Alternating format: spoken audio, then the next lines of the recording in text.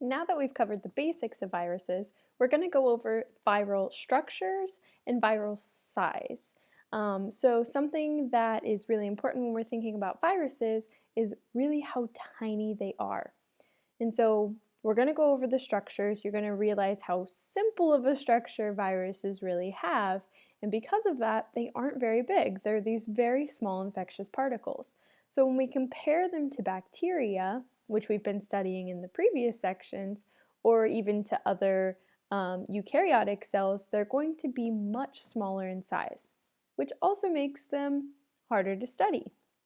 When we talked about eukaryotic cells, or our prokaryotes of bacteria and archaea, in all of those cases, they're typically going to be larger than the viral particles, which means that they can be studied under the microscope, which we've also seen in the lab.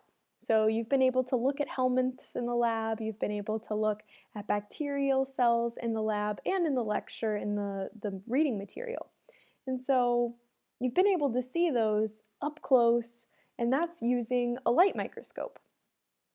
But with viruses, we can't just use the compound light microscope in order to see them. We actually have to use something that's a lot more expensive and takes a lot more work to actually see them, which is the electron microscope.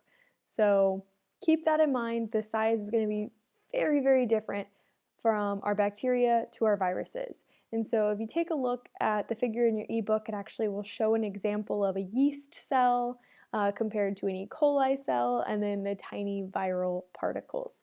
So it just gives you a good idea relative to one another, because we think all of them, well, they're microscopic, they're really small, we can't see them by eye anyway. There still is a vast difference in size. So it's important to know that, because that changes how we can really study viruses compared to bacteria. So with viruses, I want to talk about the structure.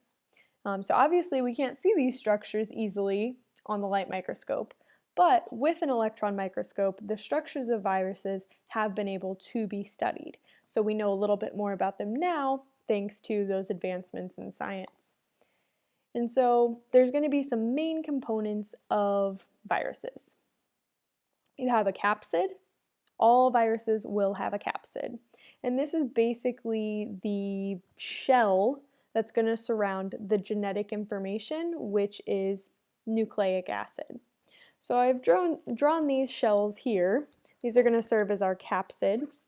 And so these are both going to be considered the icosahedral, easy for me to say, icosahedral viral cells.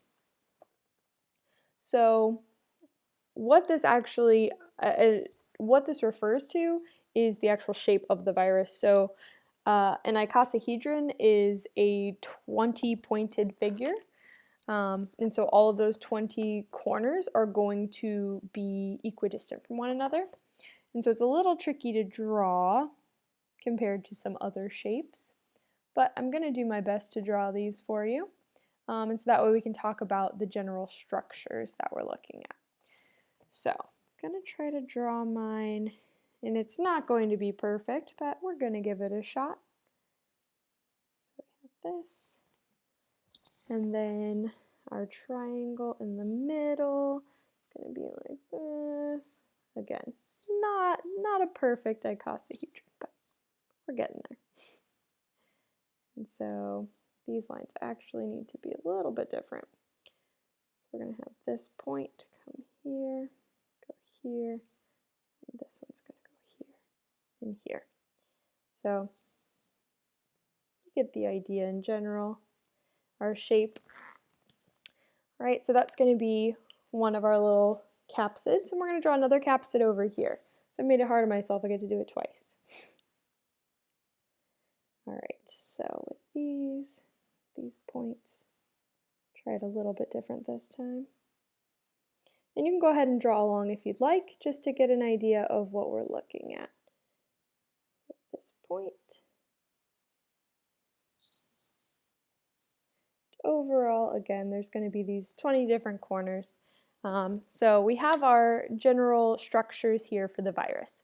The reason I've drawn two will become clear in just a moment. So within these we have, this is our capsid, and within it we're going to have our nucleic acid. We can just draw this as a little coil.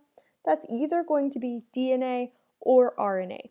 So viruses can be either DNA based or RNA based. They can't have both. So they're going to have their nucleic acid inside this capsid.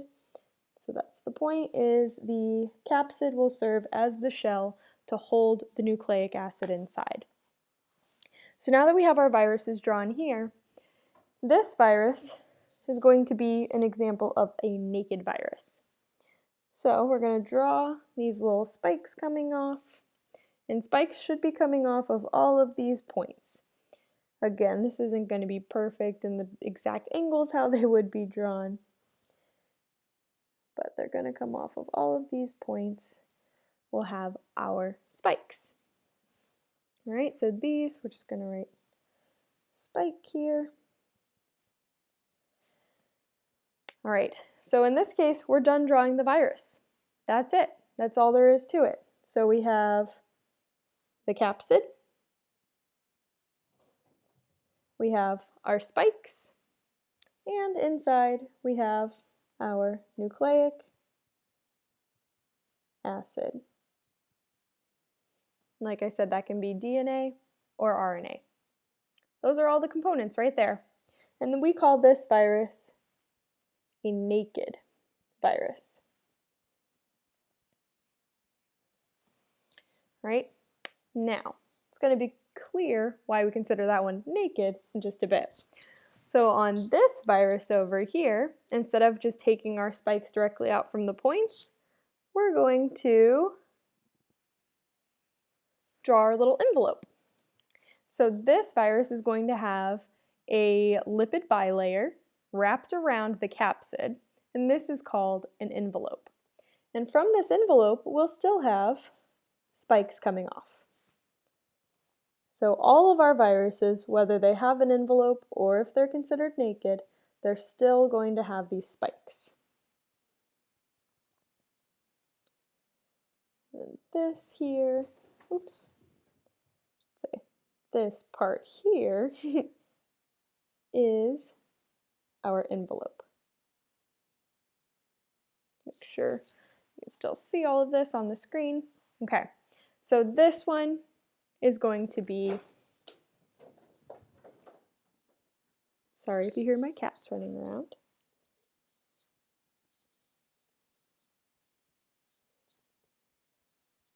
So now you can see the difference from a virus that is naked and a virus that has an envelope. So in both cases, you're going to have the same overall structures. You'll still have a capsid, you will still have the nucleic acid inside, you'll still have spikes coming off of it. The difference is just whether or not an envelope is present. So I just want you to keep that in mind when you're talking about the structures. Now the capsid itself can be two different structures. We can either have the icosahedral or we can have a helical capsid. And so in both cases here I've drawn the icosahedral so that we're just comparing that envelope. All right, so let's keep going. So those are going to give you an idea just of the differences that you can have in structure. But overall, viruses aren't that complex when we look at it that way. Compared to all of the different organelles that are potentially present in bacteria, and then our eukaryotes have a ton of organelles that are essential and must be in every eukaryotic cell. So then we look at viruses and we're like, that's it? Nucleic acid, capsid, spikes, and maybe an envelope. Okay, that seems pretty simple, right? So the structure of the virus, pretty straightforward. Now, obviously, you can look at the different components and what they're made of. So the different components within the capsid itself, it's made of some protein subunits that are called capsomeres. And so these are going to be identical little capsomeres that assemble to form the capsid. And the helical capsid will have rod-shaped capsomeres that can then continuously wrap around to form that helical shape. So those are the main things you need to know about the outer portion of a virus. Now we also can talk a little bit more about the inner portion of a virus. So within the virus, where we have our nucleic acid, that's what we want to talk about next. So we learned about eukaryotic cells, and I talked a lot about nature's assembly line, which was taking DNA, converting that into RNA, and then converting that into protein. And that's something that eukaryotic cells do. We do it ourselves. We're full of eukaryotic cells. Humans are. So all of our eukaryotic cells are constantly taking our genetic information in our DNA and converting that to RNA and to protein so that we can function. That's a vital part of how eukaryotic cells work. But when I went over the structures that have to be in a virus, and like that's all that a virus has, you might have noticed that we were missing some key factors in synthesizing protein. So we have the genetic information, we have the DNA, or we have genetic information in the form of RNA. But there are no ribosomes present. There are none of those organelles that were helping transport proteins or anything like that present in a viral particle. It's just not there. And so that's why viruses have to have a host. So viruses invade host cells so that the host cell will do all of the work for them to replicate, to make all of those proteins that they would need. The host cell is going to do that for them. And so that's why viruses work so well. They possess only the genes that they need to get into the host cell and to redirect the host cell's activity to do what the virus wants. So it's actually pretty cool when you think about how viruses work, because it's so different from all of the other organisms that we've learned about. And I guess that's because they aren't really organisms, right? These are infectious particles. They're going to work differently. So with the nucleic acids that you have available in viruses, like I said, it's either going to be RNA viruses or DNA viruses. Viruses cannot have DNA and RNA. They have to have one or the other. And so it can be double-stranded, it can be single-stranded, but it can only be DNA or RNA, not both. So let's go over a little bit of what these different types of RNA or DNA that you can have. So let me clean my whiteboard as best as I can, so we can talk a little bit about this. All right, so the nucleic acids that are possible are, like I said, it can be double-stranded DNA, or we can have some single-stranded. And when we talk about single-stranded, it generally is going to be referred to as either positive sense or negative sense. And so, write this down. So if we're talking about, let's say, RNA viruses, and it says that it's a positive sense, RNA,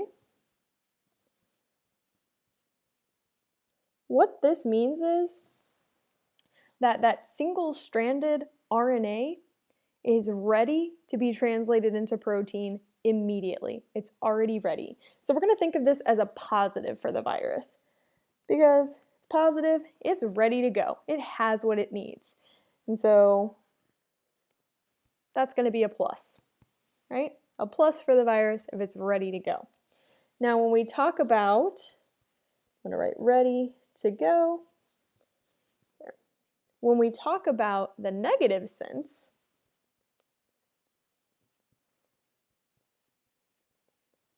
RNA, what this means, because it's a negative that we would generally think of as bad, right? It's negative.